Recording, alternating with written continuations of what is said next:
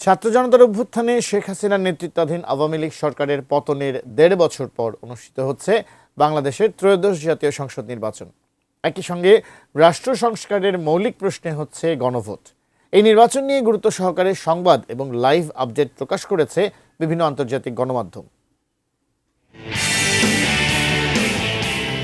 Gen Z আন্দোলনে শেখ হাসিনার সরকারের পতনের পর বাংলাদেশে প্রথম সাধারণ নির্বাচনের ভোট গ্রহণ চলছে বলে লাইভ প্রতিবেদনের শিরোনাম করেছে বিবিসি। নির্বাচনে মূল প্রতিদ্বন্দ্বী হিসেবে বিএনপি ও জামায়াতের সম্ভাবনা তুলে ধরা হয়েছে। প্রতিবেদনে দল দুটির নেতা তারেক রহমান ও শফিকুর রহমানের পাশাপাশি নতুন দল এনসিপির নাহিদ ইসলামের ছবি প্রকাশ করা হয়েছে। আওয়ামী লীগের ঘাঁটি হিসেবে পরিচিত এলাকাগুলোতে ভোটার উপস্থিতি কম বলেও প্রতিবেদনে উল্লেখ করেছে বিবিসি। বিবিসির বিশ্লেষণে বলা হয়েছে, কয়েক দশকের মধ্যে এবারই প্রথম খালেদা জিয়া ও শেখ হাসিনা কেউই নির্বাচনে নেই। আওয়ামী লীগ নিষিদ্ধ থাকায় রাজনৈতিক সমীকরণে এসেছে বড় পরিবর্তন। বড় শক্তি হিসেবে আবির্ভূত হয়েছে একটি ইসলামপন্থী দল। একই সঙ্গে রাষ্ট্র ও সাংবিধানিক সংস্কারে গণভোটে জুলাই সনদ বাস্তবায়ন প্রশ্নেও ভোট দিচ্ছেন নাগরিকরা। সঠিক প্যাড আর সঠিক তথ্য দিয়ে এসব সামলে নিব এক হয়ে। Monalisa sanitary napkin. বাংলাদেশে ঐতিহাসিক নির্বাচন অনুষ্ঠিত হচ্ছে শীর্ষক শিরোনামে প্রতিবেদন প্রকাশ করেছে রয়টার্স। এতে বলা হয়েছে, নির্বাচনের মধ্য দিয়ে স্থিতিশীলতা ও প্রবৃদ্ধির প্রত্যাশা করছে ভোটাররা। আল জাজিরার লাইভ প্রতিবেদনে বলা হয়েছে, কঠোর নিরাপত্তার মধ্য দিয়ে ভোট দিচ্ছেন ভোটাররা।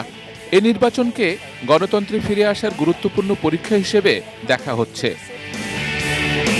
নির্বাচনে তরুণ ভোটারদের প্রাধান্যকে শিরোনামে উল্লেখ করেছে মার্কিন সংবাদ মাধ্যম সিএনএন।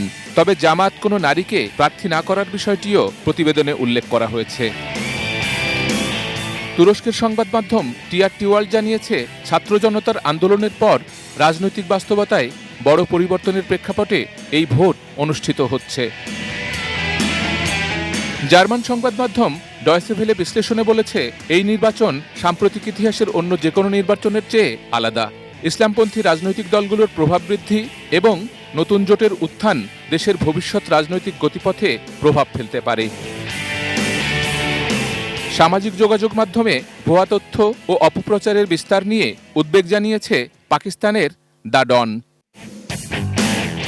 শেখ হাসিনা ও খালেদা জিয়ার অনুপস্থিতি এ নির্বাচনে বিশেষ তাৎপর্যপূর্ণ বলে উল্লেখ করেছে এনডিটিভি।